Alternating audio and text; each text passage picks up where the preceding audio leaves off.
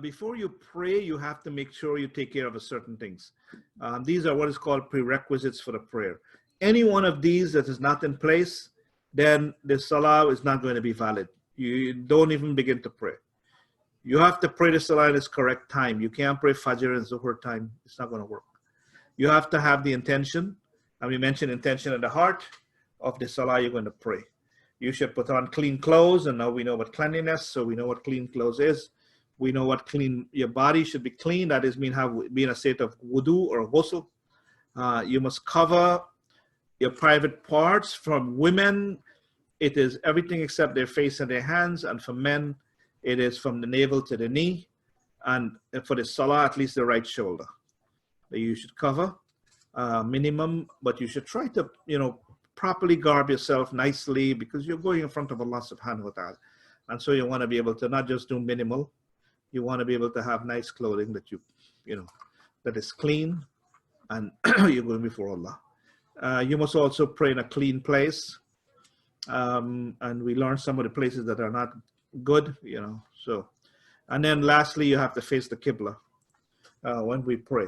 So all of these conditions must be in place when we pray, or else the salah is not going to be valid. The next slide. So there are some compulsory items in the salah that is also, when you now begin the salah, these we mentioned before, the definition of salah is a bunch of statements and actions that begins with takbir and ends with taslim. And so those actions, they are some of them that are absolutely essential. If you don't establish them, then the salah is not going to be valid. You're going to, basically, salah will be broken. It's going to be, you will have to repeat the salah. So the first one is called takbir tahrima. That is the one we begin the salah with, Allahu Akbar. And tahrima really comes from the same word of haram. That means when you make that takbir, you're entering in a state where certain things which was before the takbir allowed to you, now has become disallowed to you. It's like when you go in a umrah, when you enter a state of umrah, there are certain things before that. Now you're into the state where you have a new set of rules. So takbir tahrima means when I make this takbir, there are a bunch of stuff that now becomes haram for me to do, that after the takbir I can do. So you're entering in this particular state. So you say Allahu Akbar. That is an essential part of the salah. And then qiyam, standing. We have to have standing. That is an essential part of the salah. Qira'at means to recite a portion of the Quran. You need to recite at least one ayah correctly with 2 words. It must have at least 2 words and at least 1 verse, right?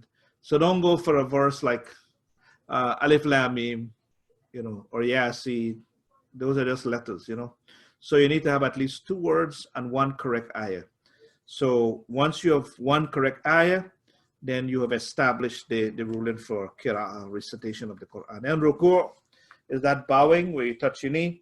Then sajda, your prostration all the way down. And then the last sitting is what is the fard. When you're going to say a tashahud, when you sit down there, that's an important compulsory one. And then taslim, and the final salams. So those are the fard compulsory portions of the salah.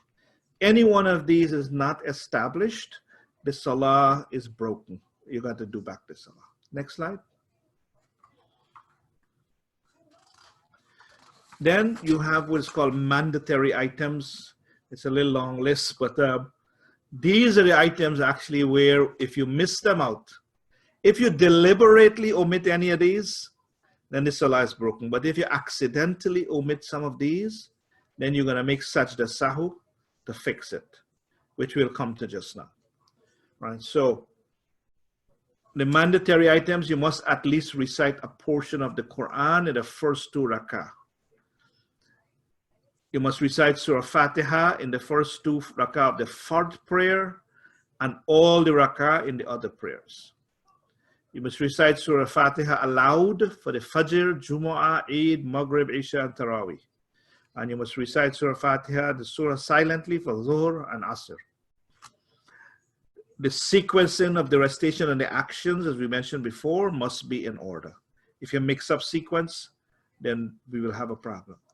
To sit between the sajda, that you have to have a short moment of sitting between the two sajdas. It can't be up, down, up, down. You have to pause and then go for the next sajda. To observe qawma, or standing upright after ruku. That when you come up from ruku, a lot of times we come from ruku and we gone down before we even stand upright. You know, it's like we almost do halfway. We come halfway and then we jump down to the ground. You have to come up from ruku, stand up straight, pause for a moment, and then go down for the next, for the sajda.